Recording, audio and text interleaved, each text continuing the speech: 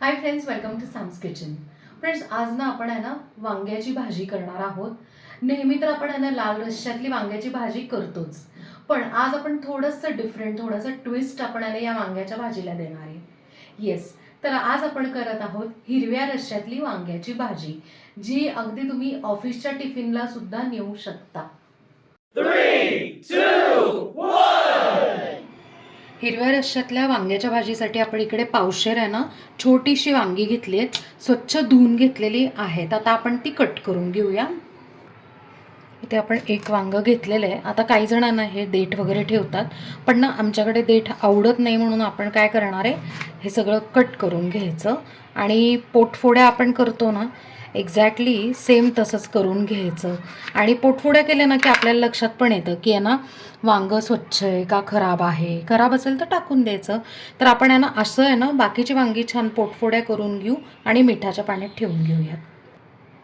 सगळी वांगी आपण आहेत ना छानपैकी चिरून घेतलेली आहेत, पोटफोड्या करून घेतली आणि मिठाच्या पाण्यात आपण ठेवलेली आहेत. भाजीसाठी आपल्याला एक मसाला तयार करायचा आहे. इकडे मी कढई ठेवली, त्यात ना पाव वाटी आपण आहे ना कच्चे शेंगदाणे घेतले.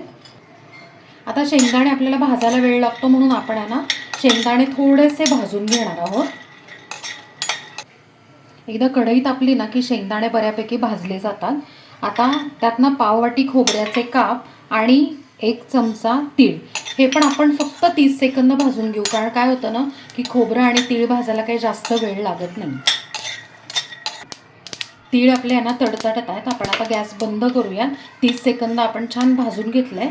आता हे जे जिन्नस आहे ते एका प्लेटमध्ये काढून गार करूयात. इथे आपले शेंगदाणे, खोबरं आणि तीळ आहे ना गार झालेलं आहे. आपण आहे ना मिक्सरच्या भांड्यात काढूयात. मिक्सरच्या भांड्यात आपण आहे ना हिरवा मसाला वाटून घेणार आहे. त्यात आता ना हे चवीप्रमाणे मीठ. इथे मी आता 4 ते 5 आहे ना तिखट मिरच्या टाकते. तुम्हाला जेवढं तिखट पाहिजे त्या पद्धतीने तुम्ही कमी जास्त करू शकता. 4-5 लसणाच्या पाकळ्या, कढीपत्त्याची एक जी पूर्ण काडी आहे तेवढा सगळा कढीपत्ता, भरपूर कोथिंबीर, जवळजवळ मी आता ही ना 1 ते 1.5 मूठ आपण कोथिंबीर घेतली आहे.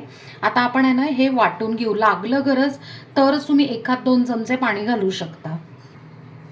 कोथिंबीर थोडीशी ओली होती, त्यामुळे काय ना की पाण्याची गरजच नाही पडली. आणि जाडसर इकडे आहे ना हिरवा मसाला तयार आहे. आपण आता एका प्लेटमध्ये काढून घेऊया. एका प्लेटमध्ये हा मसाला काढलेला आहे. आता ह्याच्यातनं पाणी थोडंसं असं शिंपडून घ्यायचं आणि ह्या वांग्यामध्ये, प्रत्येक वांग्यामध्ये असा खालपर्यंत मसाला छान भरायचा, म्हणजे त्याची टेस्ट जी आहे किंवा जे फ्लेवर्स आहेत ना ते पूर्ण असं वांग्यामध्ये उतरतात. अशा पद्धतीने मसाला भरायचा आणि बाकीच्या वांग्यांमध्ये पण आपण मसाला भरून घेऊ. सगळ्या वांग्यांमध्ये आपण मसाला भरून झालेला आहे आणि हा थोडासा मसाला उरलेला आहे, जो आपण वांग्याच्या भाजीतच नंतर घालणार आहोत. आता आपण भाजी करायला घेऊया. कढईत आपण आहे ना एक डावभर तेल घातलेलं आहे. त्यात आता मोहरी तडतडली की हिंग,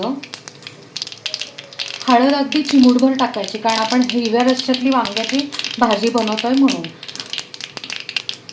आता आपण आहे ना हिरव्या मसाल्यातली आहे ना भरलेली वांगी आपण याच्यात घालूया.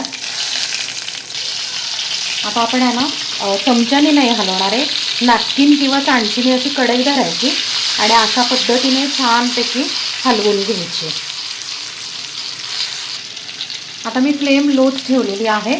थोडीशी वांगी आपण आहे ना वाफेवर शिजवून घ्यायची झाकण ठेवून. झाकण ठेवलं ना की त्याच्यातनं 1 वाटीभर पाणी आहे ना असं वरती टाकायचं, म्हणजे मग खाली जी वांगी आहेत ना ती अजिबात चिटकत नाहीत.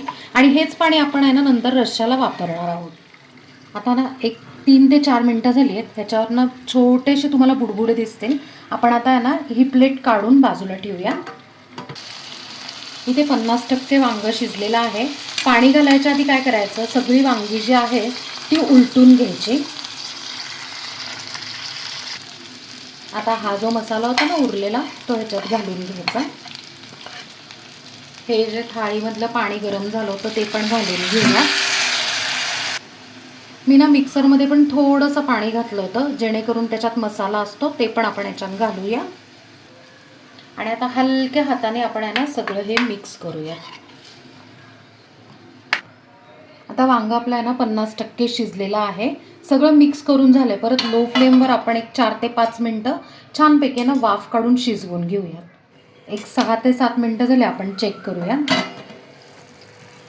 मध्ये ना 1-2दा मी फक्त आहे ना हलवलं की जेणेकरून आहे ना खाली लागायला नको. आता आपण आहे ना वांगं शिजलं आहे का हे जरा चेक करूया. हो, वांगं मस्त शिजलेलं आहे. आता अशा पद्धतीने आपली भाजी तयार आहे. आपण ती सर्व करून घेऊया.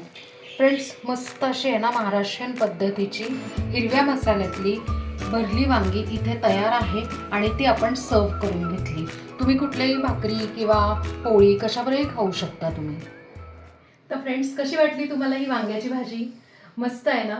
आता तुम्हाला सकाळी आहे ना ऑफिसच्या टिफिनला न्यायची असेल तर नक्कीच आहे ना तुम्ही आदल्या दिवशी हा हिरवा मसाला करून ठेवला ना तर काम सोपं होईल. आणि अजून एक टिप आहे बरं का.